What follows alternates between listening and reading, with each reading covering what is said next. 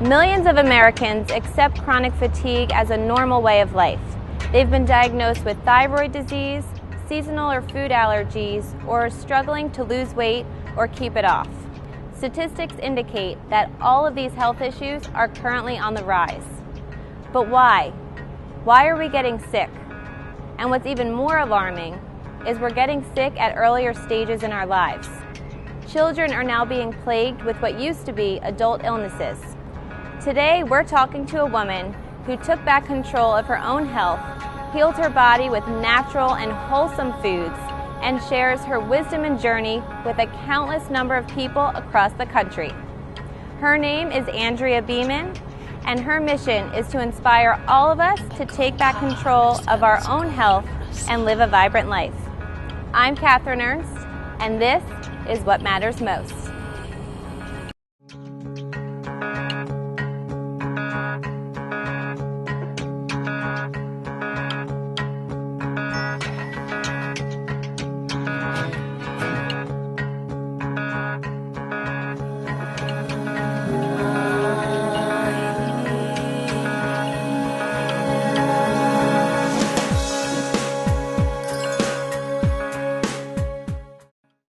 Andrea Beaman is a nationally renowned holistic health and thyroid expert, natural food chef, and author. She hosts an award-winning cooking show, FedUp, and has been featured on Top Chef, The View, CBS and Fox News, and Emril Live, to name just a few. After being diagnosed with thyroid disease, Andrea decided the only way to heal was through a natural and wholesome change in her life. She chose her own recovery path instead of toxic radiation treatment, and her body started healing. She is a proponent of monitoring your physical, emotional, and spiritual health to heighten the body's own preventative and healing powers. Welcome, Andrea. Thank you for having us. Thanks for having me. I'm so excited to learn more about ancient wisdom and incorporating the wholesome foods into your diet. So I'd like to just dive right in and get started with the gut. How is that so monumental in your overall health? Oh my gosh, are you kidding me? It's if we can't digest our food properly, we can't really be here on the planet. So I'll give you a great example. When we eat things, they literally become us on a cellular level. So the old adage, like everybody's grandmother would say, oh, you are what you eat. She'd shake your little finger at you, right? Watch what you're eating. You are what you eat. And we'd be like, raspberries.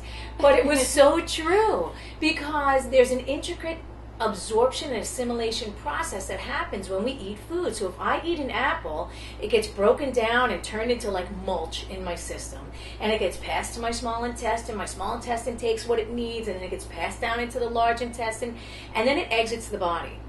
So the apple going in and the apple coming out look completely different.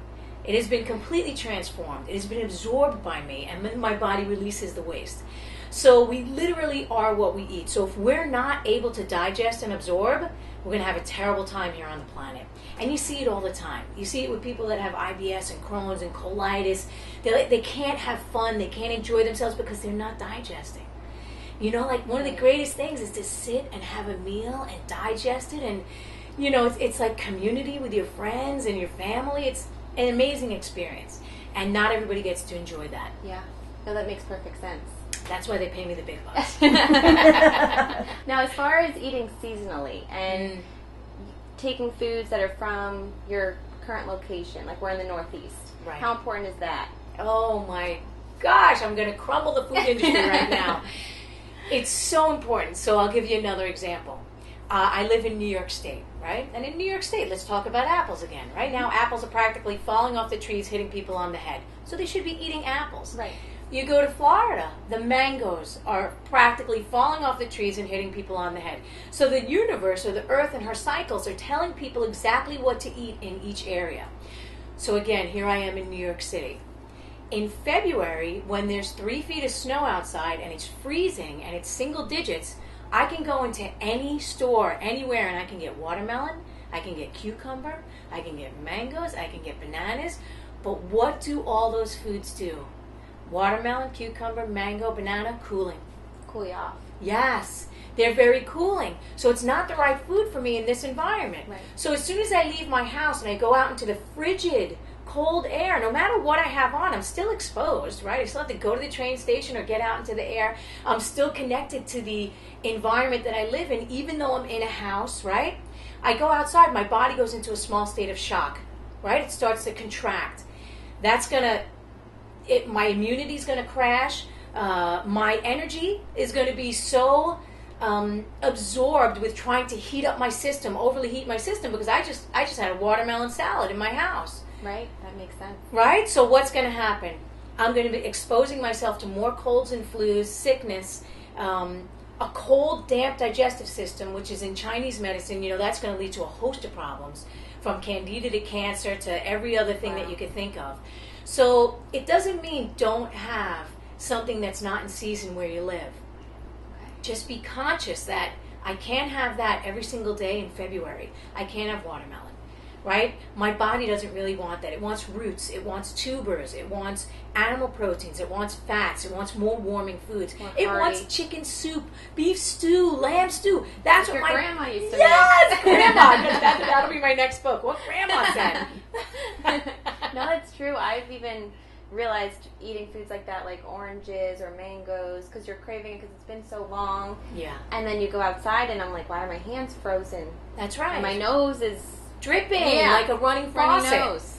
So being in New York City, is it difficult to have access to local produce, or where do you go to find it? Oh, I know my gosh. You talk about CSAs. Yes. So for our viewers who aren't sure of what that is or where they can find it. A CSA is different than the CIA. Thank goodness. Thank goodness. CSA is community supported agriculture. So for example, it's also the best deal in town. You want to save money. I purchase a share in a farm that's upstate New York, and I pay my farmer and her family $500 in the beginning of the year. She takes that money, she harvests, she sows the seeds, she plants, she weeds, she does everything. It's all organic and naturally raised. And every week I get a bag of produce. So like I'll get onions, depending on the season, because it'll change every season. Okay. So it comes out to approximately $21 per week. Wow. $21 per week. And I paid her already in the beginning of the year. I don't have to ever pay again for the rest of the year. So that's a community-supported agriculture. I'm paying the farmer directly, and she's taking care of everything and then giving me. It. Yes. So it's 6 months long. Okay. So when my CSA ends, I'm shopping at the farmer's market, because the farmers are still bringing in stuff. They're still bringing in their roots, their produce, all of their stuff. Right. They're bringing in their meats. They're bringing in everything. So I shop mostly. I want to say 90% of my stuff is from the farmer's market. That's amazing. Yes, I know. It's That's why I'm so awesome. healthy. I'm actually 900 years old. You'd never know. No clue. And that's a great alternative, because a lot of people say shopping or buying organic food is too expensive. That's right. And if you go into a Whole Foods, it is. Yeah, you could go into a Whole Foods and leave with 2 bags, and it's $500. Yeah. Yeah, so I'm paying $500 directly to the farmer, and I'm getting 6 months of produce. Yeah, you can't beat that anyway. It's the best deal in town. That's amazing. And you can find a CSA anywhere in the United States by going to like localharvest.org or like Sustainable Table. Any of those, you'll find it online. You put in your zip code, and they say, oh, here are the CSAs by you. These are the farmers that are participating. Awesome. Yeah. Super awesome. So when you get all that produce, how important is it to get in the kitchen, cook with love, sit around the table with your friends and your family? How does that affect your overall mental health, physical health, spiritual health? It affects everything. Everything. So remember we were talking about digestion, yes. Right? So one of the ways that you have to digest is we need to be seated. So if you look at the society that we've created, people are running with their food down the street, in their car, right? I'll get this and I'll go to work. I'll be in traffic for 2 hours under stress. So if we're out running around and not sitting down to the table, you're not digesting, because your body is in stress mode, right? Anytime that you're up and around and you're running around and you're in your car or whatever you're doing, you're creating stress hormone, so digestion shuts down. So you have to be in parasympathetic nervous system mode, which is rest and digest, and not, fight or flight. So just going into your kitchen and cooking and then sitting with your family and having a meal, wow. Oh my gosh, that alone is going to start to help your body to feel better. You're going to start to nourish yourself on a deep level. So the first level is the physical. Okay. You're going to nourish your physical body with food. You said something very important. You said, oh, you're going to sit with your family. That's another form of nourishment, because what are you nourishing? Your heart and your soul. Right. Your community is there. Love and yes, peace and totally. So one of the reasons why families are breaking apart in such large numbers is because they don't sit to meals anymore. Everyone's running on different Yes. schedules, and Yes. they happen to pass by and say, hey, Yes. that's good enough. You look across and you say, oh, that's my son, or oh, that's the person I married. Right? Right. You know, like people always say, well, I didn't know that my son or my daughter was on drugs. Did you sit with them to have a meal? You can tell their behaviors, right? I didn't know my husband or my wife was cheating on me. Really? Were you sitting and communicating with them every day? Did you notice anything? Nothing? So I think that we need to sit and be in our community, again, to nourish ourselves on a very deep level. Nourish our heart, nourish our mind, nourish our soul, nourish our body. We got to nourish it all.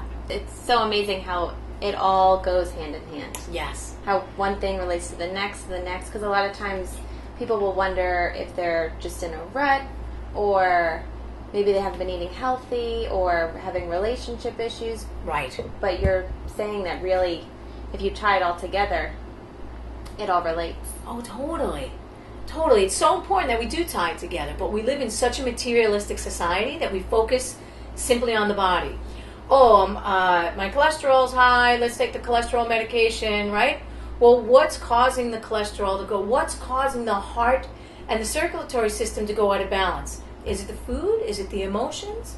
Right? Right. You know, like we all hear about, for example, the fellow who is the healthiest guy in the world, and he runs marathons, and he eats well, and he takes care of himself. Boom! 41 years old, drops dead of a heart attack. And they're like, what happened? Well, his heart may have seized because the emotional body might not have been nourished. Maybe there was resentment. My ex-wife did this, or my girlfriend or my boyfriend did this to me, and they couldn't let go of the anger and the resentment and the pain. That's going to stop this from functioning properly. Okay. So we are so material, we just focus on, well, how do I look? Right? What's happening on my physical plane, not the emotional. The inside. Right, not the spiritual. So we focus on just that one level, but human beings are so dynamic. We're multifaceted creatures. Right? We have so many layers. So many layers.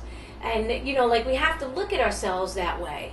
Right. And say, yeah, what's really going on here? What's really going on with my system? Yeah. And that relates to also ancient wisdom, Yes. which I know you are so passionate about. Yes. And I love that. And it really shows just how important it is to educate yourself and learn about all of the teachings that took place back then, and how we can incorporate them into our lives now. Yes. Because I know in just today's society, we really want a quick fix. That's right. And we're not willing to be as patient maybe as back then. So why is patience key? Oh my gosh, patience. Like, one of my favorite quotes is by Ralph Waldo Emerson, and he says, adopt the pace of nature. Her secret is patience. So if you look at our society, the way we have it set up, there's no patience. Right? If the computer gets stuck, wow, what's going on with this? I have been waiting here 3 seconds. Yeah. Right? We need everything immediately quick, right? So if you look at a tree, how long does it take a tree to grow? What's the pace that it's going? And it goes through these cycles and these seasons, right? The sap comes up in the spring, and then the summertime it's fully blooming, and then in the fall the leaves start to turn because the energy is going back into the roots, and then in the wintertime it's descended into the roots. The tree is still there. So there's a process, and it doesn't happen like this. Right. You don't just plant a seed and boom, there's a flower the next day. So we've really disconnected from nature, and a lot of the ancient wisdom was that human beings are not separate from nature, and we're not separate from the earth that we're living up from, and we're not separate from the universe. And that's all going at a much different pace. Much different pace. Like here we are, our little gadgets, right? Got to get everything immediately right now. Mm-hmm. Our heads are going to explode. Yeah.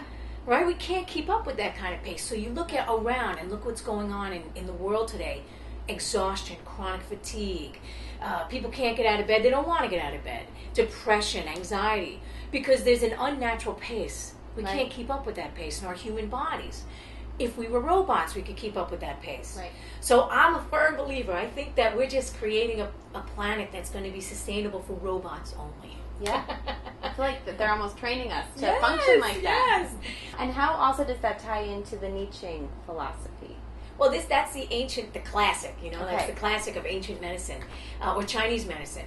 And the Nietzsche philosophy was very much in alignment with the cycles and the seasons, and each of the cycles and the seasons were connected to a different organ system, and, and we had to actually go with those cycles and those seasons. Otherwise, we're going to have stagnation, depression, too much excitement, too little excitement. Each of our organ systems need to be in balance with each of the seasons and with each part of our day. And we don't allow that to happen. We look at that thousands and thousands of year-old medicine and say, that's really, like here in America, in the 1970s when acupuncture first came over, we were like, they're quacks. They're quacks. Our medical profession and the AMA and all them, they were like, that is just the craziest thing, these meridian systems and all that. There's no such thing. But now, how many years later, we actually have the scientific technology and the computer technology to regulate. We're like, wow, there is an energy system in here that is outside of anything that we know, right? It's a meridian, and there are these points that have these vibrating energies. They still can't explain it, but they don't need to, because the ancient healers and the ancient wisdom already explained it for us. They knew stuff without having to hook somebody's brain or body up to a machine, that there's an energy system in here that is connected to the earth, to the cycles, to the seasons, and to the entire universe. So that leads me to my next question on listening to your intuition and common sense. Now when you go to a doctor, they want to just prescribe a medication but tell you to continue your normal lifestyle. How important is it to maybe take a step back if it doesn't feel right to you, to maybe look for a holistic option or just to reevaluate everything? It's so important that we trust our intuition, and we have to access it, actually. And so many people don't know how to access their intuition, because if you look at oh my gosh, I had a fella in my class, one of my classes that I teach, and he said that when he was growing up, it was common practice that you got a second opinion and a third opinion and a fourth opinion, right? That was common practice. He said today, he says, I don't trust, unfortunately, the doctors, because there's too much money to be made in selling a drug, keeping me on a drug for 20 years or 30 years or 40 years, and then another drug, and then another drug, and then a surgery. He said, I just don't trust what's going on. And he says, when I say to my doctor, I'm going to go get a second opinion, they get offended. Right? That's not the way that it used to be. It used to be, well, yeah, of course you go with a second opinion, and a third opinion, and a fourth opinion. You see which one resonates with you. Right? So put yourself into the equation. Yeah, this person is saying I need to get my thyroid removed or radiated or whatever it is, but my physical body is saying, no, that doesn't feel right. So get another opinion. Go to a holistic professional. Go to an alternative practitioner. One of the great things about the world is that we have access to everything and everyone anywhere. Right? We just have to really get in touch with it. But the main thing that I want people to get in touch with is themselves. So I've had so many students and clients come to me and say, my doctor said this to me, but I didn't want to do it, but I did it anyway. Right? I got my thyroid removed. I had a thyroidectomy. Got radiation or chemotherapy. And they didn't want to do it. And I say, listen, don't trust me and don't listen to your doctor. Listen to yourself. If yourself, your physical self, your emotional self, your spiritual self is saying, this is not the right path for me, you have to honor that, no matter what it is. Because you don't want to get to the end of your life and say, I should have done it my way. Right? I should have listened to what myself was saying instead of what this person said or that person said or that person said. And that's where intuition comes in. This is the ability to know exactly what you need. So every creature on the planet knows exactly what they need. Right? There's no guidebook for the giraffes. Right? Go and eat this, yeah. Right? There's none of that going on. So we have to start to tap in, but we're so disconnected that we don't know how to tap in. So it's one of the reasons why I recommend meditation. I don't recommend people go and join a cult or anything like that, but just sit and breathe and relax and get calm. What is my body saying? What what's coming up for me while I'm here on this planet. No, that's so important. And I feel like, I mean, even myself, you do get caught up in the hustle and bustle and living in a city, and forget how important it is to just take that time to relax and get to know yourself. Yeah. So important. Briefly, GMOs and processed food. How do you think they just kind of took over? Almost like a cult. It's like the American cult of processed food and GMOs. And what's your take on? Well, I think it's a natural progression that has happened. And I think it happened when we started to focus so much on gotta work, that, so like, look what happened in America, for example, in the 1930s and 1940s. Women used to stay in the kitchen. They used to cook. They used to take care of the family. There was a lot of, connection to the food.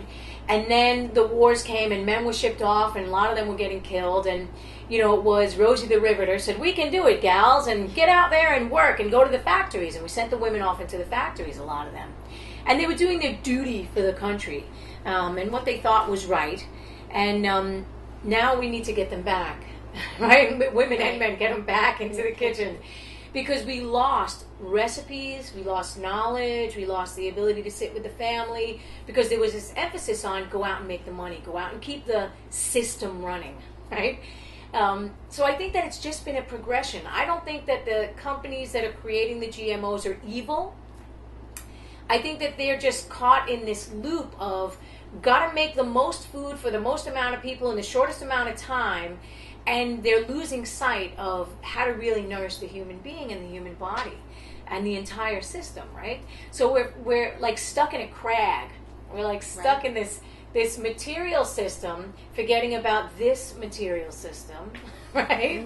And I think that it's, like, we have to be educated. We have to educate ourselves and say, you know what, the GMOs and all of the refined foods and all the denatured foods, they're very quick, they're very easy, they're pretty crappy, right? They're pretty crappy. Like for me, again, I go back to ancient wisdom. So for me, combining a fish with a tomato, it doesn't happen in the world. It doesn't happen in any part of the universe unnaturally, right? So I'm going to say, that's not the kind of food that I want inside my system, right? Where you're crossing species barriers, like there are things that happen naturally in the world, and there are things that are happening unnaturally, and we're part of that unnatural process.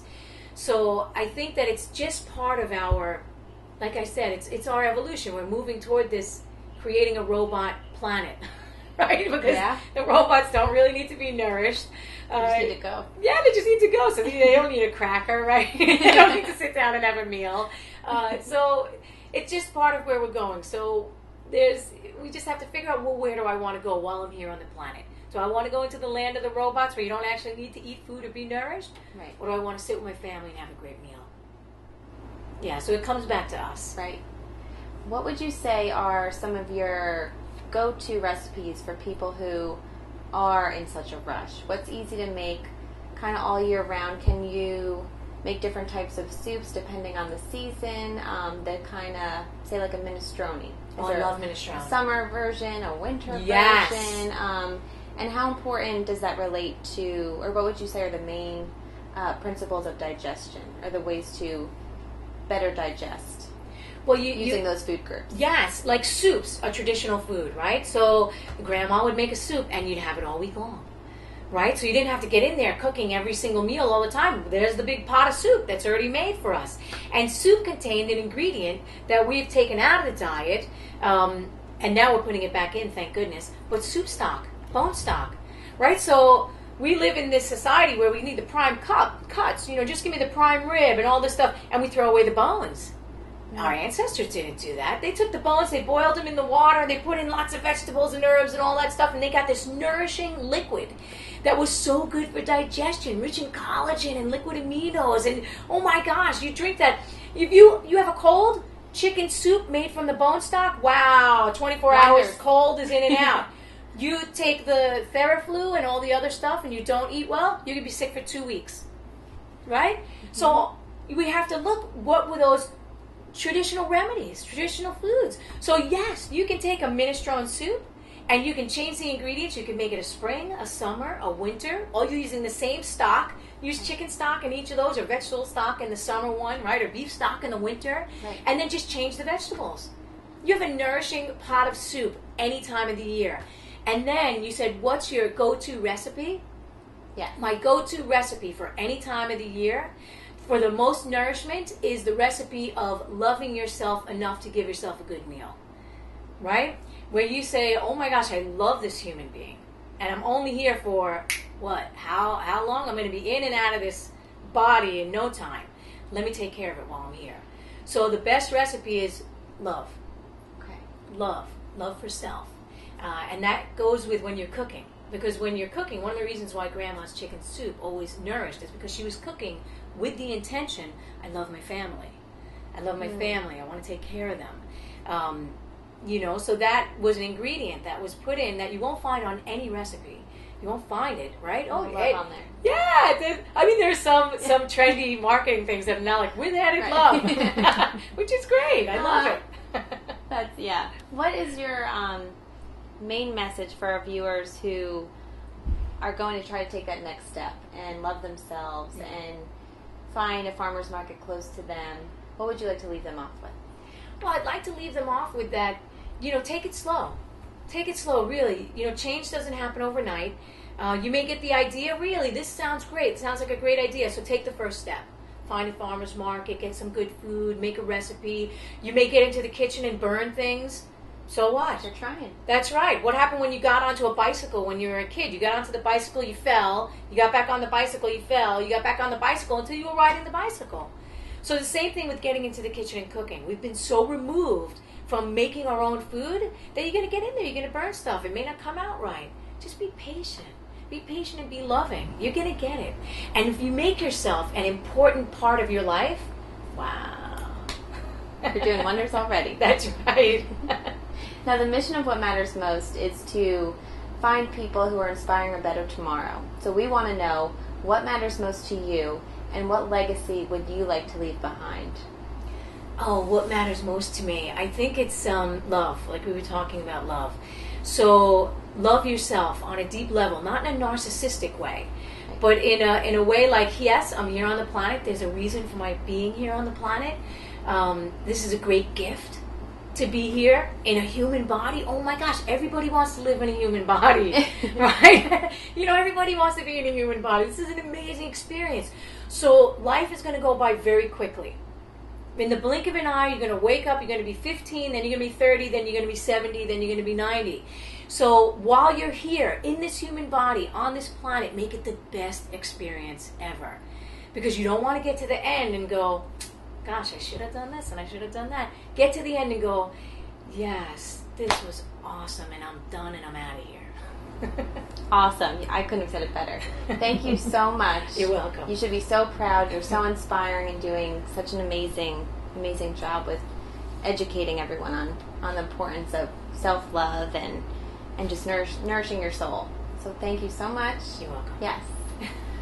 Andrea Beaman, a woman who is passionate about teaching the importance of embracing ancient wisdom.